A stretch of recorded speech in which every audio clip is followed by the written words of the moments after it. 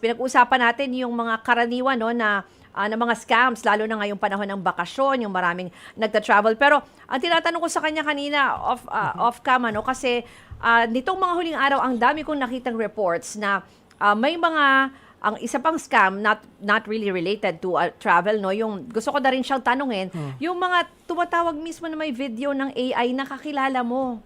So akala mo talaga manghihingi ng tulong tapos video, paano nila nagagawa yun na, yung sabi ko nga sa'yo, yung aking pinsan kausap yung kanyang nanay na dahil dun sa sinasabi na mukhang may scam, biglang may tumatawag na nanay niya daw, kausap niya sa telepono, di ba? Paano nila nagagawa yun? So yung nangyayari ngayon, nagiging targeted na kapag kasi gano'n, ibig sabihin, na-compromise na yung account mo. Oo. Usually nag-i-start yan sa pag-hack ng FB mo. FB nga ito, oo. So yun yung first step doon, and then kapag nakita na nila kasi kinukuha nila yung mga litrato, and then usually marami yan. Nagulat nga ako na nandito na. Oo. Usually sikat yan sa Australia at saka sa Canada. Ano ba, may pangalan ba yung scam na yan? Wala, AI lang. AI. Ito yung technology yung ginagamit sa love scam na random na unknown, ginagamit ng targeted. So usually, ang tinetake advantage nito, yung filter. So kapag gumawa na ng video filter, akala mo, ikaw yon, nanay mo, magulang mo. Yes. And then yung isa kasi, nire-record yung boses, AI din yung gamit. So yung modus operandi niyan, uutang, nasa emergency. Oo nga, oo, yes. Oo. So maraming na-discover dyan dati dun sa SIM card registration. So ang ginagawa nila, sa photo muna, bago tayo pumunta sa video, yung photo muna, usually nire-require ka mag-selfie, di ba? So usually may filter na yan. So akala mo, ginagamit yan sa pang-modus, let's say sa GSIS, kapag gusto nilang mandaya, gumawa sila ng separate account. So magsi-selfie yan, re-require ka kasi na mag-selfie, may mga filters na. So pati yun nababypass na. That's one. Ginagamit yung AI for photo, yung mga filtering system. Pangalawa yung video. Nakita natin last year, kailangan mo pa ng isang station para hindi ko talaga makalimutan si Director Santiago noon nagmukhang babae. Nag-iba, di ba? Oo, demo siya. So ngayon, dahil medyo advanced na yung AI, hindi mo na kailangan ng ganong kalaking setup. Usually, may mga app na yan na kukopyahin na yung mukha mismo ng kakilala mo. Kasi na dati parang yung love scam, generic na magandang babae. Ngayon, palapit na ng palapit sa'yo, no? Papalapit ng papalapit. Pero doon, yung pinakauso sa Australia at Canada, voice naman. So kapag let's say, hello, di ba? Nire-record na pala yung boses mo, tapos tatawag sa mga kamag-anak mo, and then also sa mga kakilala mo para umutang. Nagsisimula yan sa FB, kaya po ingatan nyo po, lagi po kayo magpalit ng password, two-factor authentication, yung mga Facebook accounts nyo. Social media hacking, nagsisimula yan.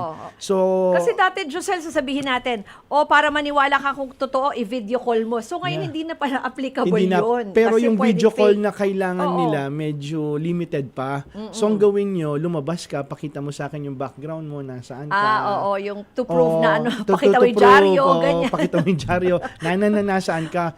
Pero nakakagulat lang kasi nga nagiging targeted na kayo. Kapag na-target na kasi yung FB account nyo, lahat ng mga ka-chat nyo doon, lahat ng mga friends nyo, pwede nilang targetin. Kaya yung maayos dito, even before, huwag tayong masanay sa Messenger, huwag tayong tawagan po natin sila. Yung lumang pa rin na telepono or magkita na lang, no? Kung talagang and then Viber mo. Actually, may ganyan din na lumapit sa akin na kamag-anak ko. Sabi ko, tumawag ka nga kasi baka mamaya scam to, di ba? So, hindi ko naman masabi kung, di ba, kung totoo yung just checking. So, pero yung, may napapanood ako halimbawa na tips, kunyari how to detect AI na ipalagay mo daw yung kamay sa mukha kasi daw nadidistort daw yung... Yes. So, totoo yun. Totoo yun. Kasi yung nangyayari, filter lang siya Yung mukha, Yung mukha. So, paggawan mo siya ng marami. O kunyari, sabihin mo, peace sign sa harap ng mukha or peace sign sa harap, and then pakita yung background mo, nasaan ka. Kasi kung para malaman mo kung AI. Kasi kung nasa workstation yan, makikita mo Dahil usually, yung mga organized crime ang gamit pa workstation. Nasa workstation sila para kay Director Santiago. But usually kasi kapag nag-video call ka, gamit mo na cellphone mo So hindi pa siya sustaining. Hindi pa siya sustaining. So ingat po tayo, yung mga photos nagagaya na, yung mga selfie, yung mga boses, yung pinakamabilis, and then yung video. Pag video, patagalin nyo yung usapan. Yes. Oo. Patagalin nyo yung usapan, tayo ka, di ba? Oo. Huwag kayong papasok na, uy, may utang, may emergency. Saka okay lang din naman na sabihin mo sa kausap mo kung totoo man, lalo na kung totoo naman na Need niya. kamag-anak mo na kailangan ng tulong, sorry kasi uso yung scam ngayon. I Yes, just yes. wanna make sure na hindi naman Tawagan problema. nyo. Oo, hindi naman problema. Or ang gawin nyo, patawagin mo kung kakilala mo yan, o tatawag ka dun sa isa kong number, tawag ka sa Viber ko. Kasi usually, isang account lang kasi yung nahahack nila. So, usually messenger yung ginagamit. Isang account lang. Okay. Oo. Oo, So, oo. yung ibang numbers Oo. mo, ibang messaging app mo, secure pa. So, yun na nga, napag-uusapan na rin natin, along the way, binabanggit mo na halimbawa kung paano ma-prevent, no? Sa halimbawa, itong mga fake na hotel, sabi mo mga legitimate Oo. apps, ano pa yung mga paalala mo sa ating mga Ayun kapatid? yung mga ingat din po tayo sa mga messaging kasi lalo na ngayon yung magpapanggap na yung mga messages pa rin. Hindi pa rin nawawala yan, yung mga phishing, di ba? So, pag may mga natanggap kayo ng gano'n na pananakot, na tatakutin kayo, or sayang yung rewards points nyo, phishing pa rin Phishing pa rin yung madalas. At marami pa rin yung mga nabibiktima. At eto pa, yung mga tatawag na nagpapanggap ng mga bangko na kunwari credit card mo, na may nangyari sa credit card mo, kailangan mong gawin to. Ay nako, ingat po tayo doon. Ang suggestion ko, merong app na ng pangalan Who's Call. Download nyo po yun para malaman nyo Anong kung scam. Who's Call app. Oo. Kulay green po yun. Kasi ang pinakamabilis ngayon, call. Kasi yung mga messages, alam na natin yan pag may kinlik na link, alam nating scam. Yung iba, tatawag. At magpapanggap ng mga bangko, either, may nangyari sa credit card mo, di ba? May nangyari Yes. sa bank account mo. Magpapanggap silang bangko, and then ang galing-galing nilang mag-English. So, pag ganun po, malalaman nyo po, yun na kung yung tatawag scam or hindi. Kasi may database na si Who's Call, kasama yung mga database ng CICC. So, malalaman nyo kaagad kung totoong bangko yan, kung spam yan, kung scam. Pag scam, naka-flag na yan. So, kung hindi pa napuputol yung number, ibig sabihin, naka-flag pa yan. Sasabihin niya na talaga yung scam siya. Gusto ko mag-download yan. Sige, itry Oo. natin yan. Yung Yeah. isa pang sinasabi mo, to protect naman yung social media accounts, sabi mo, gumamit na lang ng facial recognition. Facial, Oo. biometrics po, Oo. whether it's fingerprint. Huwag nyo lang iwawala yung phone nyo, ha? So, usually, pinaka-safe po yun. And then, pwede nyo rin kasing iset yung mobile device nyo na kada access ng app. So, whether it's digital bank, it's social media, it's entertainment, YouTube, di ba? Kada open mo, bago mo siya ma-open, may ano na siya. Lahat ng apps ba? Lahat ng apps pa pwede, Gawin lalo na lang sa yun. iPhone. Oo. I think sa Android meron din yun. Oo. Tapos yung isa pa, paano po mag-report? Anong dapat Ayun. gawin? Oo. Tandaan nyo po, lahat po ng mga scam, financial scam yan. So, ang unang gagawin dyan, either na ipadala mo yung bayad sa e-wallet, sa digital bank, meron na po tayong anti-scamming law, anti-financial scamming law, o yung AFASA. So, ang una nyong gagawin, tatawagin nyo kaagad yung bangko nyo para mahabol. And then sasabihin nyo sa bangko nyo, dito namin na ipadala to. But usually kasi kapag naibigay nyo yung OTP, karamihan kasi OTP, social engineering siya, nire-recognize po ng bangko yon na legit transaction. Pero ang sasabihin nyo po, na-scam po ako, naibigay ko yung OTP ko, pero dito ko po pinadala. Para ma-hold kung kanino nila. yung ano na Tapos yun, yung account bangko na yun. nyo, Tama. yung bangko Even with nyo- e-wallets? it's Even the with same thing. e-wallets. Oo. So, yung bangko nyo or yung e-wallets nyo, pwede kasi silang makapag-coordinate dun sa other banks para pigilan. Or para ma-hold yung bank account Na na yun. inireport ka na, na-report ka suspicious na, or oo. scam. Oo. And then, Pwede nilang gawin yun. Oo, required okay. na ng batasyon. So, pwede nilang i-hold yung account na yon within 24 hours. After nyo tawagan yung bangko, e-wallet nyo, pag na-scam kayo, ang tatawagin nyo po yung 1326. Yung National Anti-Scam Hotline natin, 24/7 po yan. Lalo na kung wala kayong suspect at hindi nyo kakilala kung sino yung nang-scam sa inyo, kailangan i-report nyo and then sabihin nyo na tinawagan na po namin yung bangko namin and then para at least ma-flag nila yung bank na yung ibang bangko kasi dinidismiss Ay, naku, binigyan nyo yung OTP, Yun, legit kasalanan transfer. nyo. Kasalanan. Kasalanan nyo. Hindi po yun. Oo. Kahit na sabihin yung binigyan nyo na yung OTP, sabihin nyo na na-scam kayo, dito po namin nilagay, baka pwedeng ipa-hold. So, 24/7 po yun. Lalo na yung mahal na araw, naka 24/7 po yung Oo. Cybercrime Investigation and Coordinating Center ni Yusek Aboy. At the same time, yung PNP, medyo natutuwa ako sa PNP Anti-Cybercrime Group kasi 911. Yung number na kuha nila yung 911. Oo, yung 911. Oo. Kapag lalo na kung may suspect kayo, 911. So, marami na po tayo mapagre-reportan ngayon. Pero at the end of the day, yung nga lagi namin sinasabi, Ruth, yung attitude. Di ba, magdamot, huwag ka mag-share ng personal information mo, magduda. Huwag kang aligaga. Oo, di ba? Magkilatisin mo muna. Kilatisin mo muna, Oo. and then magduda Kasi kapag too good to be true, di kahapon ba? lang, Josel, may nagtanong sa akin na totoo daw ba na may travel ban na dahil nga dun sa ating energy emergency. Wala. Emergency. May nagtanong. Sabi ko, saan mo na ba? Saan Wala. nyo nabasa yun? O, Di ba yun, yung yun. mga ganon na Yung mga fake news din, kaya Oo, kailangan isa pa yan. marami tayong sources kung Oo. hindi sa TV5 or dito sa 105.9. Mga dyaryo, marami naman Mga dyan. dyaryo, Oo, kailangan legit na po yung online. news. Oo. Pag nakita nyo kung sino man yung nag-post dyan, huwag nyo pong paniwalaan mo na kaagad kasi yung attitude na yun yung pinapalitan natin na hindi porke nabasa mo, akala mo totoo. Kasi yung fake news at yung scam, medyo magkamag-anak yan eh.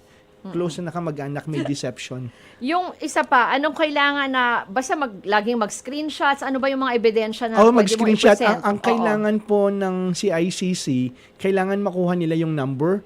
Kasi yung mga tumatawag sa inyo, may numero yan. Kahit na yung mga sa Viber na hi po, may numero yan.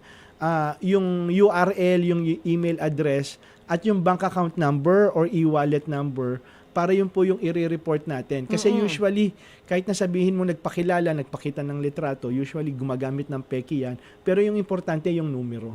Kasi yung numero, yan yung ginagamit. And usually kapag nahuli na yan, kung let's say hindi yan organized crime, taga-kanto lang ako, gusto kong mang-scam, mabilis pong mahuli yan. Oo. Mabilis mahuli. Pero kung organized crime, usually doon... Yung layers ng pagtatago layers nila. na, oo. Yung numero, kapag nahuli na yan, raid na, in a form of raid. Di ba recently, Yes. ang daming mga raids na Na ginawa scam ni hubs. PNP ACG. Yung scam hubs ngayon, magugulat kayo, yung mga nare-raid nila, hindi na 400, 300. 12 na lang, 8 na lang.